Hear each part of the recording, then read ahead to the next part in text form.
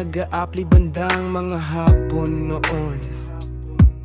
Nakamasa ka lang, parang kang hapon sumiklab sa madilim kong mundo.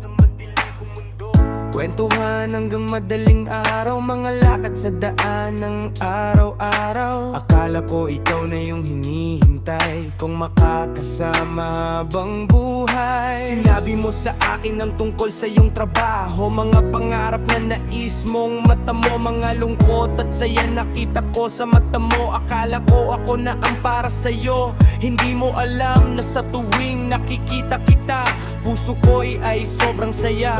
Hanggang isang araw, pumasok ka uli, may dala kang isang batang malimpik.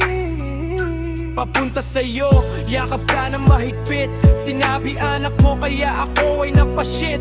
Mukha'y sumilay ng ngiting hindi ko pa nakikita. Doon ko nalaman na may anak ka na pala. May bahagi ng iyong buhay na minsan ay ikaw ay nadapa.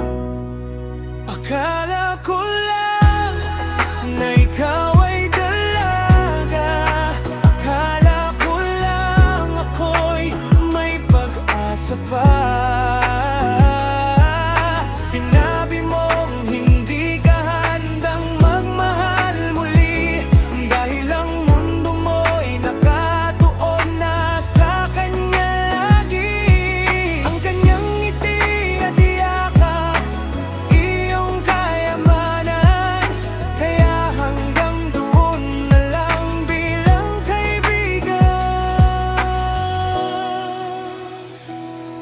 Pagkatapos nun hindi ako makapaniwala sa lahat ng nangyari.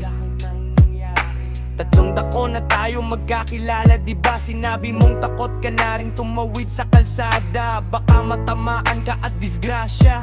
Naunawaan ko naman, di ka pa sanay. Hiling ko sana kayo na ay maghiwalay. Uminit ang mga ulo ko habang nakikinig sa iyo, nang sabihin mong hanggang kaibigan lang tayo. Minsan kong naisip na baka pwede akong tanggapin ng iyong anak. Pangako ko sa'yo hindi ka iiyak, ngunit sinabi mong hindi pala ikitay. Kailangan ko ninin mag-work, bahala ka na, kaya tinanggal ko lahat ng sakit dahil sanay na. Akala ko lang na kala'y dalaga. Akala ko lang ako'y may pag-asa pa. Sinabi mong hindi ka handang magmahal muli, dahil ang mundo mo'y nakataon na sa kanya lagi. Ang kanyang ngiti at yakap, iyong kayamanan, kaya hanggang doon na lang bilang kaibigan. Gusto kong sabihin na handa akong maghintay, handa akong matuto, handa akong mahalin ka. Siya rin bilang sarili kong anak. Ngunit alam kong hindi ganon kadali, hindi ganon kadaling tangtangkil ang damdamin ko'y naglalabanan. Ngunit pipiliin kong intindihin ka. Baka hindi tayo para sa isa't isa, baka ito na lang ang tayo.